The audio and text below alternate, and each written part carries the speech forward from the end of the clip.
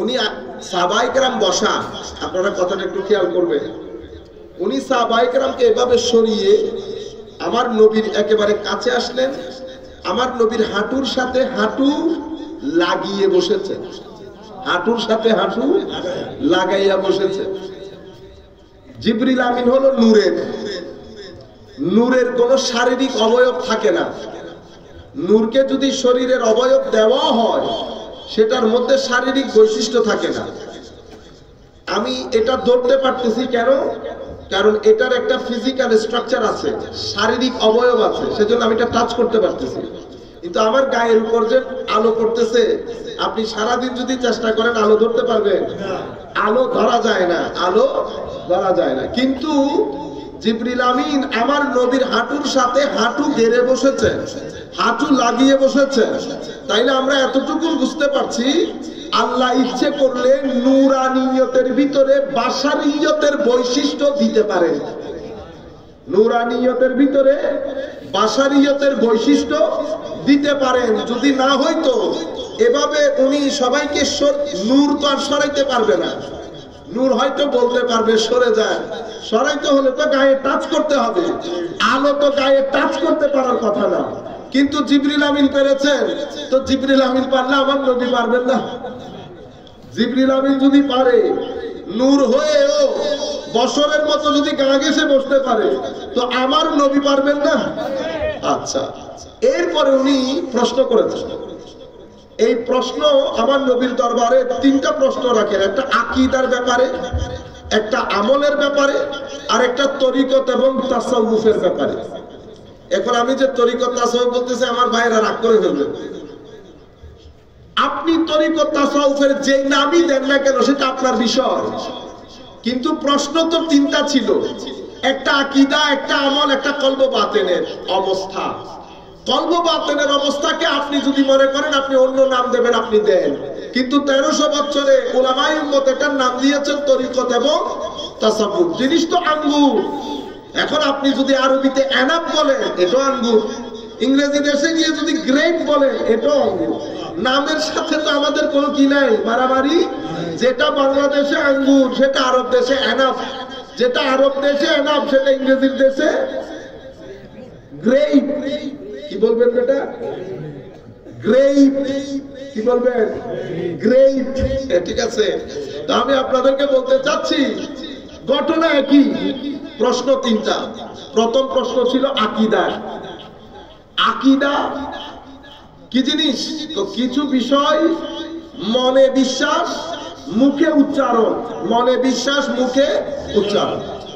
আপনি কি সাক্ষী দিলেন? আল্লাহ আমার ইবাদতের মালিক, আমার স্রষ্টা। নবী মুহাম্মদ রাসূলুল্লাহ সাল্লাল্লাহু আলাইহি ওয়াসাল্লাম আল্লাহর প্রেরিত নবী রাসূল। আখিরাতে বিশ্বাস, নবীতে বিশ্বাস, কিতাবে বিশ্বাস, এটা ঈমানিয়াত।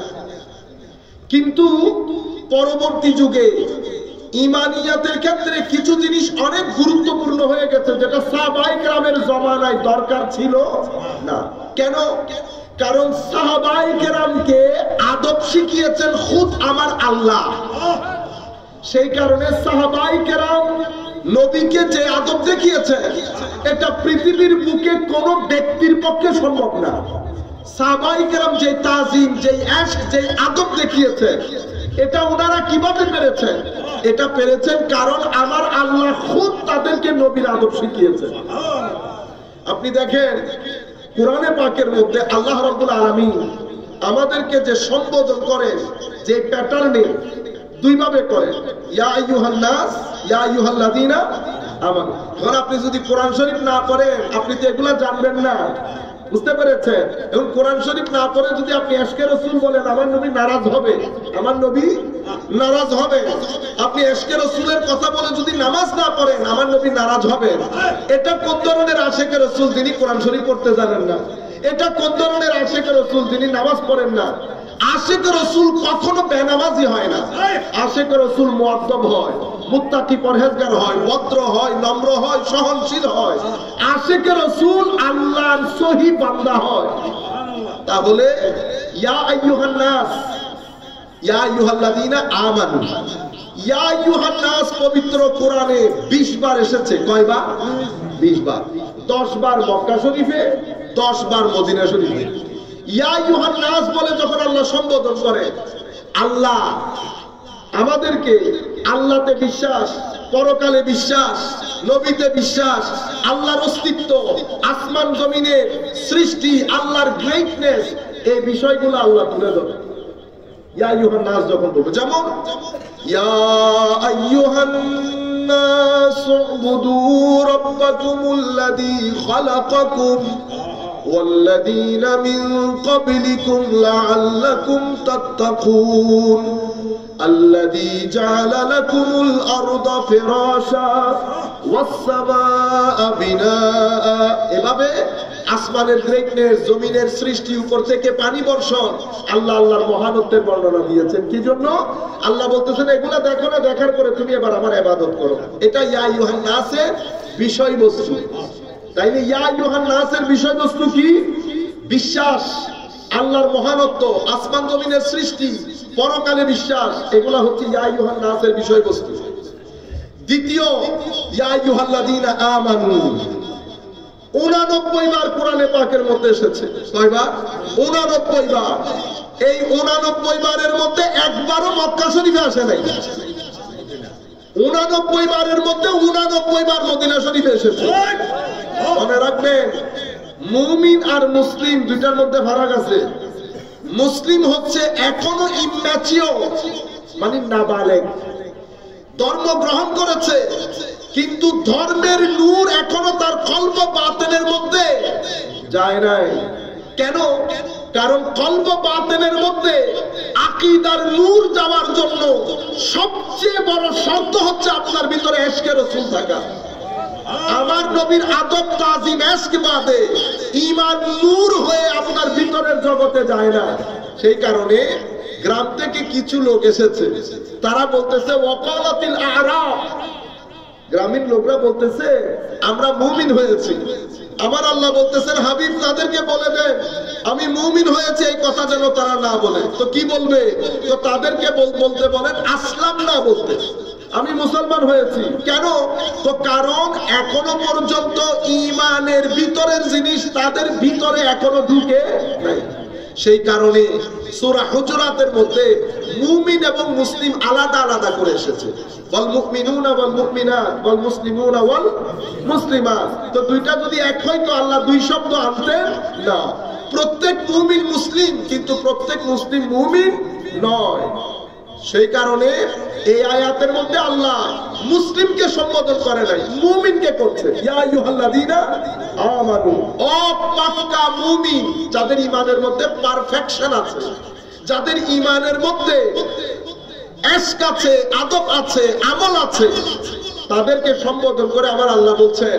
তার আগে এটা জেনে নেন, ইয়া আইয়ুহান নাসের বিষয়বস্তু বুঝতেছে।